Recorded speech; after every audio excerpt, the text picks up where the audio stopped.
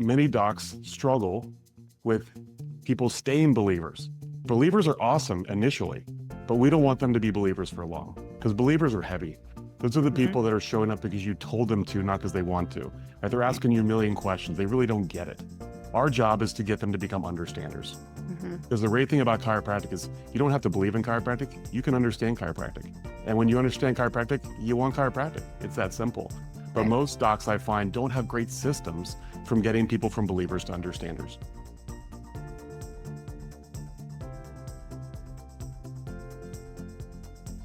Hello, and welcome to Build Your Remarkable Practice podcast. This podcast is dedicated to chiropractors who are in the seasons of launching and building their practice. Join myself, Dr. Lona, and my co-host, Dr. Bobby, as we have conversations each week as it relates to building the practice of your dreams. And remember, you can have a remarkable practice as part of a remarkable life, not instead of one. We're here to lead you on the way. Welcome back to Build Your Remarkable Practice podcast. And I am with my favorite guest to have because he is just like a wealth of knowledge, Dr. Eric DiMartino. Many of you know him from TRP's stages, as well as probably coaching many of you that are listening.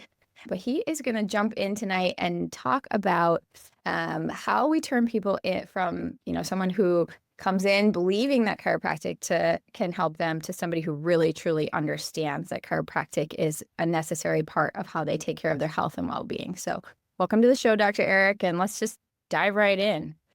First off, thanks for having me, Dr. Lona. It's always fun to join you for these.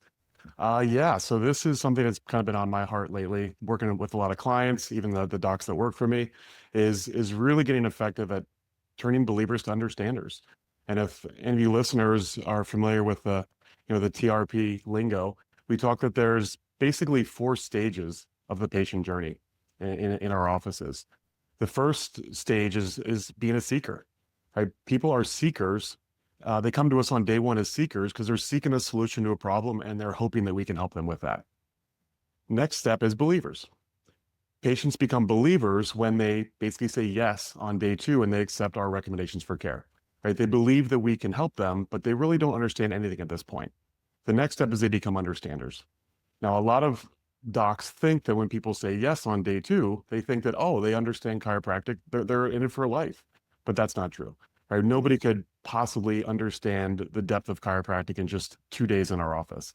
What they're saying on day 2 is they're simply saying, Doc, I don't really understand all this yet, but I believe you. You made that empathetic connection with me. You had me take ownership of my problem. I see that, and I believe that you can help me. I'm willing to give this a shot. That's what they're saying on day 2. They're believers. Now, many docs struggle with people staying believers. Believers are awesome initially, but we don't want them to be believers for long because believers are heavy.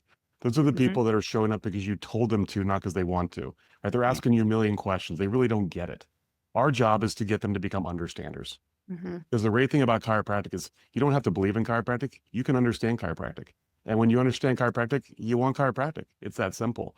But most docs, I find, don't have great systems from getting people from believers to understanders. And here's the difference between the two.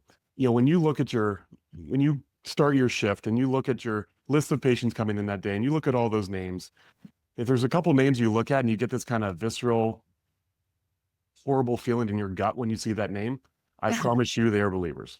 I promise you. Because they're going to be the challenge. They're going to make you want to pull your hair out. Those are the believers. The people you look at, you're like, I cannot wait to see that person. Those are the understanders. Right? Understanders, they want to come in and say, hey, doc, it's great to see you. I'm here for my adjustment. Lay down, get adjusted. Awesome, doc. I'll see you next week. Right? Those are the understanders. Right? Like, how many of those people could you adjust in a day? Right? Endless, because it's effortless. Right? We call them helium balloons. They're weightless. They're fun.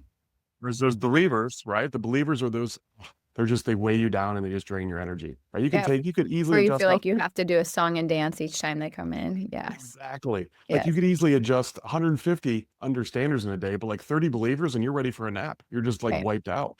Right. And so we want to be able to turn them from believers to understanders. So the 4th stage, just for reference, is ambassador. Right? Ambassadors are people that not just understand chiropractic, but they're passionate about it and they want to tell everybody that they know. Right? So we want to at least get them to understanders. And if you're really good, you can get them to be ambassadors. And I want to point one thing out. Number one is I think a good process of thinking about what Eric just said there is think about your own evolution in chiropractic. If you're the chiropractor or a CA listening to this, like, yes, you continually go deeper in your understanding, which generally makes you more excited about it and more likely to become an ambassador. And also to that point, you can think about another business that you love to do business with. Generally it's because you understand the value, and that makes you a raving fan sending people to them. This is true not just in chiropractic. We can think about this kind of process or this journey that we're taking people on in why they need to understand, and also then how it becomes that they're referring people into the office. Absolutely. Yeah. And I like to say that, satisfied customers don't refer. Excited customers refer. Mhm. Right? We're satisfied in many of our interactions and with different businesses on a daily basis, but we're not raving about it. When Right. we get excited about something, if we had some amazing experience, we're like telling everybody that we know. And Yeah. it's not just, like a restaurant, the food was awesome. In chiropractic, it's like, here's this idea that many people have never heard. And when they hear it and they get it, they're like, oh my gosh, this just makes so much sense. And then Right. they get the amazing results that chiropractic provides. That's when they become raving fans. Yep. Right. And so that's what we have to do effectively in our office is help them understand that. It's through the educational process. Mhm. And so the way I like to frame it when I'm coaching docs is that we teach the first 4 in TRP, right? The first 4 is the first 4 months of care. We call that the initial intensive care. That's after they commit on day 2. After those 4 months of care, we're going to come to a reexamination, what we call the R4, right? At that point, we're going to be showing them, objective tests that we redo compared to day 1, see how they've improved. And we're going to be then recommending corrective care or possibly Mhm. maintenance care based on what their goals are. Your success of the R4 is based on one key thing, and that is the patient answering one question correctly to themselves. And that question is, what would happen if I chose to stop getting adjusted today? The patient's not going to ask you, docs, that, but they're going to ask themselves that question. Mhm. Man, I'm doing really well. I've been coming to Dr. Luna for a couple months now. Like, I'm doing really well. I wonder what would happen if I just stopped getting adjusted. So we have to think it from a doctor's perspective that you have 4 months to get them to answer that question correctly. And you Mhm. can define correct however you define that. But in my office, we define answering that correctly as if I were to stop getting adjusted, I would lose my gains, I would backslide and end up back where I was before. To Mhm. me, if we can get our patients to understand that, answer that correctly, they will continue with care as long as they value their health every Yeah. single time. And so, docs, you got to think about, what do I have to do in those first 4 months to get them to answer that question correctly? Mhm. What would I have to know, or what would a patient have to know so they can actually answer that question correctly? So even after 4 months, when they may be completely symptom free and functioning great, why would they want to choose to pay you to continue receiving care in your office? That's the key thing. So we reverse engineer that backwards in TRP. We're like, what do we have to do right in those first 4 months to make that a reality? And there's several different things. So one thing we start with is a better results faster workshop, right? That we call that day 4 in the TRP system, because that's going to give them that space, that 45 minutes or so space to actually have their epiphany. Right? You could be great at table talk, but the problem is that your patients coming to you have their entire lives been taught that the outside in paradigm and approach to health is the right way to do health. That's what they've been Mhm. taught. Right. And so we teach the exact opposite, that health comes from within, that it's an inside out game. Right. And it's kind of funny because if you think about it in our society, like nobody would ever think it's smart to address the effect of a problem versus the cause. Like in any other aspect of our life, we're always taught to Mhm. address the cause, but except with our health. Mhm. It's like, but we just accept it as gospel because we've been so brainwashed throughout our entire lives that that's what you do. You get a symptom, the symptom's a Right. problem, you treat the symptom. Right. And so Right. we're battling this paradigm that people have been taught their whole lives by every person they trust in their entire lives. And Yeah. so to do that, it can't just be as simple as some little table talk here and there. Like we have to have a Yes. framework for changing that paradigm so it's actually accurate. So Yes. we start that with the Better Results Faster workshop, so they can have their aha moment, that safe space to have an epiphany, like, oh my gosh. And I Mhm. tell my clients all the time, like, I still do the Better Results Faster workshop in my main office, even though I've pretty much pulled out of patient care just because I love to do it. It's my way of Mhm. still connecting with people because I don't know most of the patients in my office anymore. Mhm. And so it's my way to connect. And almost every single time I do the workshop, somebody comes up to me afterwards and says, Doc, I've never heard that before, but that just makes sense. Like that Mhm. just makes sense. You can see like their brain kind of like glitching, like, wait a second, what he just said makes Mhm. so much sense, but it goes against everything I've ever been taught. Right. And so Right. that's what we do with the workshop. We create that epiphany. It's like, wow, okay, I didn't know this was a thing, but it just makes so much sense. That's what I love about what we do. Like true health is common sense. What our Right. healthcare Yeah. system does not make sense, right? No. So we just have to unearth that or just remove the fog so the Mhm. patients can see that. I personally think it's really hard to do in just everyday table talk, 20, 30 seconds here, because you're battling all their belief systems. So that's why the workshop is so essential, docs. And Mhm. it creates this community. It's something I don't care what technology does in the future. Getting together with people and hearing somebody speak about this is such a powerful thing. I don't think it'll ever go away. Yeah. So doing that first And makes to that everything else point, easier. using technology also to stack Mhm. lots of resources to keep Mhm. telling them the story or to begin the story with digital means isn't a bad thing either, right? Like the No, more times absolutely. you can hear it, the better, right? Yeah, 100%. But I still love that feeling of getting together Yeah. face to face with patients in that workshop, and then reinforcing it after the fact with table talk, with digital assets, like all that Yeah. stuff is really, really good. Yeah, Yep. absolutely. So it's starting with that better results faster workshop. But now we can't just leave it there. We can't be like, oh, they got the big idea. I don't have to bring it up again. It's like, no, no, no. They're going to go back out into the world and have all these pharmaceutical ads and everything just, hitting them all times. So we got to reinforce it. And that's what Right. table talk does. Your everyday table talk that simply reinforces and reminds them of everything you taught them at the workshop. Mhm. And that's why the workshop is so powerful. If you don't do a workshop and you're trying to do table talk every visit, it's a lift, right? Because Mhm. you're trying to tell them something they have no framework for.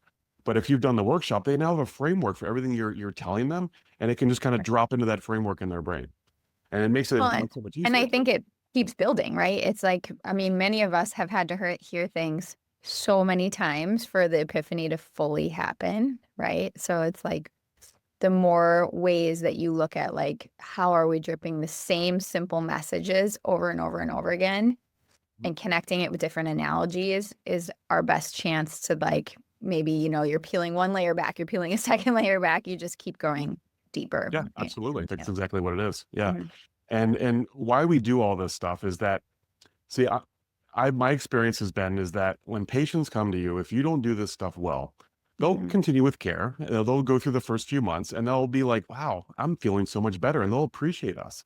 And they Mhm. may come to you and say, you know what, Dr. Lona, man, I was a mess when I first came in. I was just down here not doing so good. And you got me doing so well. I'm like at a high Mhm. level, I feel great. I'm functioning great. Thank you so much. Now, at Mhm. that point, if they think that if they stop care, they stop getting adjusted, that they would just stay at that high level until they did something stupid again. And that's what a Mhm. lot of patients think who drop out. They think, oh, Dr. Luna helped me. I'm so grateful for her. And I'm Mhm. doing really, really well. And as long as I don't do anything to screw it up, I'll stay doing well. As long as I don't Mhm. have that fall or that car accident or that slip or that bending, Right. lifting improperly. They think, hey, as long as I don't have a macro trauma, I'll stay here for months or years. And then Yeah. when I eventually do something dumb, I'll drop back down and I'll come back and I'll see Dr. Luna to fix me again. Mhm. Right? That's whenever you hear a patient say, hey, doc, thank you so much for everything. I'll come back when I need you again. Mhm. Right? That's like nails on a chalkboard to me when I Right. hear that. Right? But that's what they're thinking. That's what Yes. they're thinking because they didn't fully understand Right. what causes subluxation in everyday life. Right? We Mhm. always say that if patients don't understand what causes subluxation in their everyday life, the regular chiropractic care just doesn't make any sense. It doesn't. Right. If they think it's Yeah. the macro traumas, they're going to wait till they have a macro trauma to come back and see you. Right. Yeah. But once they understand that it's my life, it's the stress, it's all the things that we have in this modern world, then they're going to Yeah. realize if I stop getting adjusted, I might be okay for a little while, but I'm going to start dropping back downhill quickly, right? Within a Right. few weeks. And if they understand that, then they'll be like, okay, I see the value of continuing on with corrective Yeah. maintenance, whatever care that you put out for them. So Yep. that's the way I frame it to my docs and my clients. Like, you have to help them understand that if they stop getting adjusted, they're not going to stay where they are. They're living in Mhm. life. They're under Mhm. gravity, right? Things are going to go back downhill. And if Yep. they value their health, they will choose to continue with you. Yep. Yeah. Yeah, no, it's great. And I also think there's this element too of, like, when you deliver the goods and you deliver it at a high level because you truly believe that. So some of you listening, like, if you're not there yet where you know that you know that you know that chiropractic is great for people for a lifetime, your patients certainly aren't going to get it if you don't own it, right? So Eric, when you're training docs in, like, what are some of the ways that you help them get rooted in that understanding? Or is there any things that you point out to new associates, like seminars, philosophy, like, to help them establish that root? Because I dare say most chiropractors leaving school aren't super rooted on that yet. Yeah, unfortunately, that's the reality of Mhm. nowadays in chiropractic.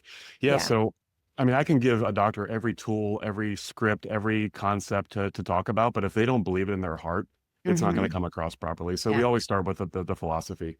I was Mhm. very fortunate that I grew up I went to Palmer back in the days when Dr. Guy Reekman was the chancellor there. And so I got to be exposed to Reggie Gold. I mean, my second trimester, Fred Barge was my philosophy teacher. Like, It's awesome. yeah, at the time it was amazing. Then after that, after I graduated, we went a lot to DE down in Atlanta, got to expose to all that philosophy. Yeah. So it was just a part of me, and it just made total sense to me.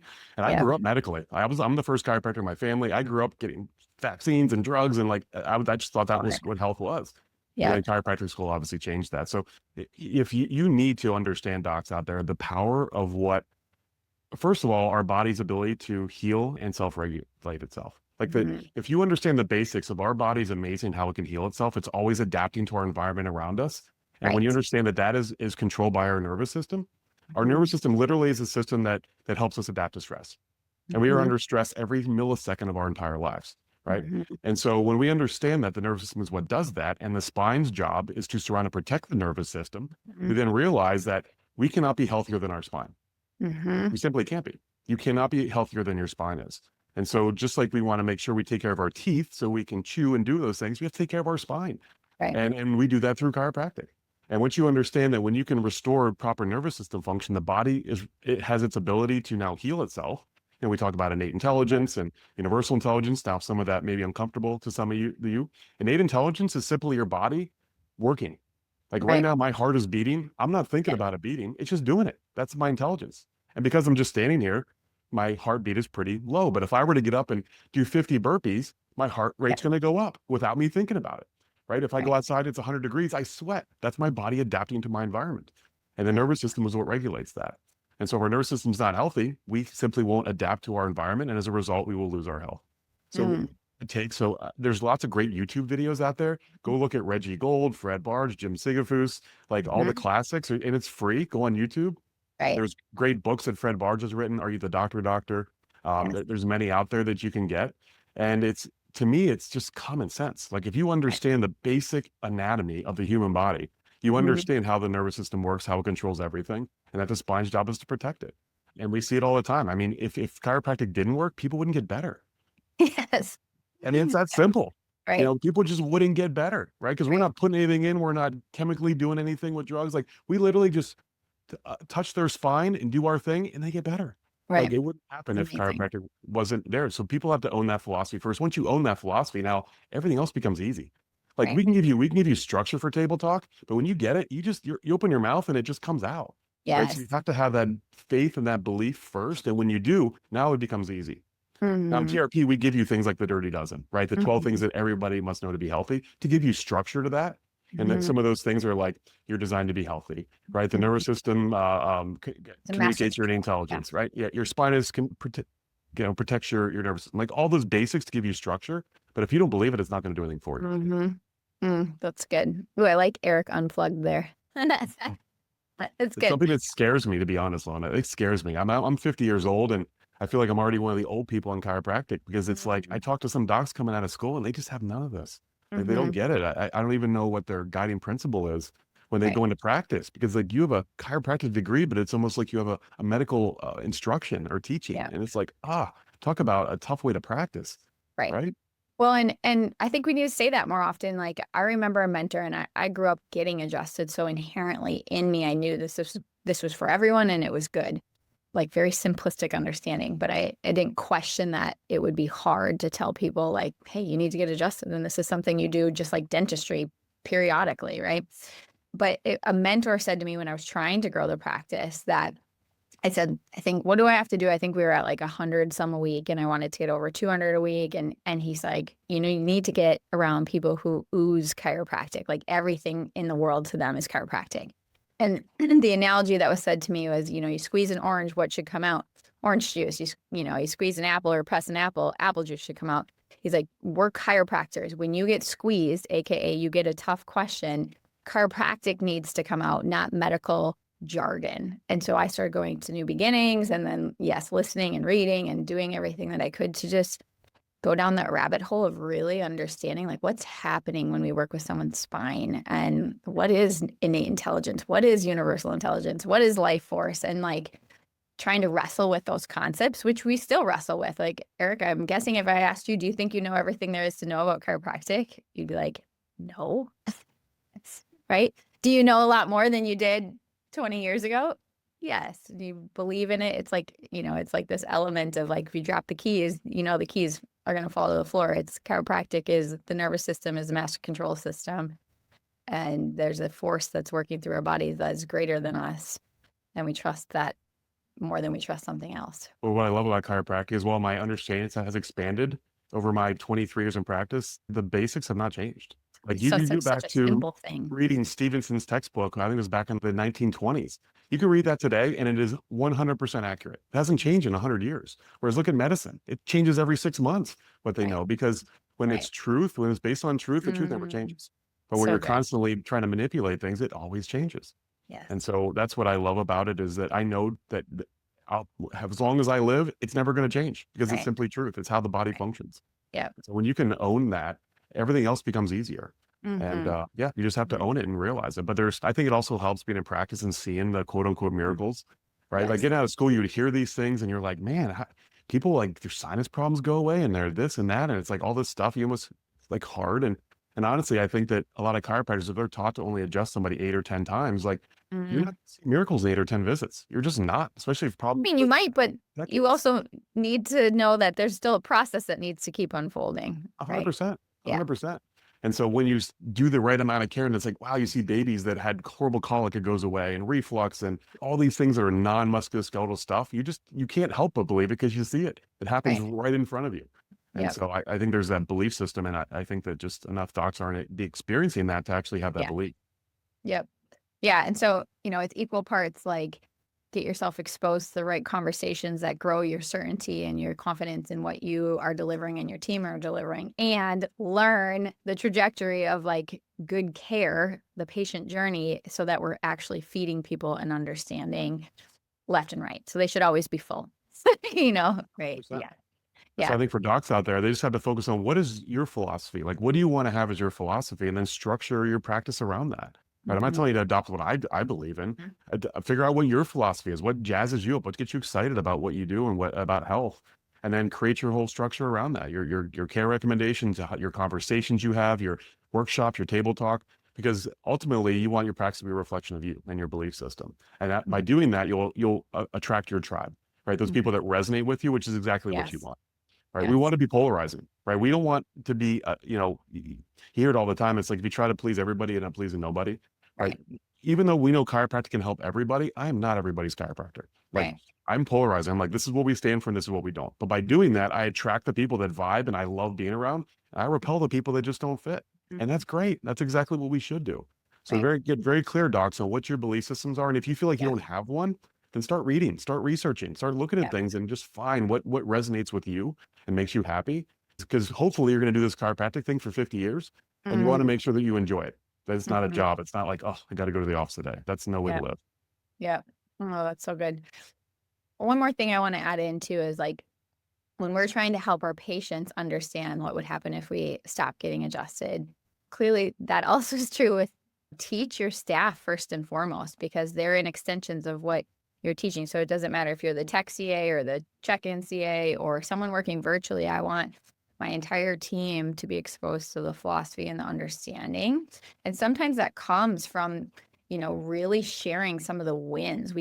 We're in a busy office. So much is happening that we forget to talk about like what just happened in that reeval where you heard these amazing stories, but only one doc was in that room and heard it. And so, we have a team channel where patient wins get shared. And that's been a great benefit for so many layers of our team to understand the process of what chiropractic brings to people's lives if they're not the one in the room. Love that. So we do our weekly team meeting, and part of our structure is that we open up with reading any 5-star Google reviews we've had in the last week. And it's great because not only is it patient wins, but a lot of times they reference the team, how awesome our team is, and that just fills them up. And then we have the docs share any awesome, occurrences they have with a patient, like, stories, clinical results, like anything. And it just jazzes up the team, like you said. So that should be a part of everybody's weekly team meeting, in my opinion. I think it's super important. We start with that because it's all about the heart. Yeah. That's awesome, Eric. All right. So ask yourself, do my patients understand what would happen if they stopped getting adjusted? And that is one of the main questions that we're leading them to understand in that beginning part of care. Yeah, and if you're brave enough, docs, what I would do is ask your patients. Right. You come to a progress exam, perfect time. Patient's doing awesome. They're, hey, doc, I'm doing so much better things. Awesome, patient. So I'm curious, what do you think would happen if you just decide to stop getting adjusted? What do you think would happen? Right? Ask them and see what they say, right? That'll give you great feedback on how well you are educating your patients. If you get a lot of answers you don't like, then we got to make some tweaks to the system for sure. All right. You're amazing. Thanks for sharing your wisdom with us. Yes. And if you want to connect with Dr. Eric, maybe what's your email, best way to connect with you? Or I know you love posting on social media. So yeah, it's Dr. Eric. It's Dr. Eric, DRERIC at theremarkablepractice.com. Perfect. Awesome. And obviously, if you drop in on our website and probably chat with the bot, they can find you as well. So 100%. Okay. All right. Awesome. Thanks, Eric. Thanks for having me. Yes. See you soon. I know. Thanks for listening to this episode of Build Your Remarkable Practice podcast. Remember, what the world needs now is chiropractic, and what chiropractic needs now is more successful chiropractors. If you like the podcast, please subscribe, share with your friends, and leave us a review.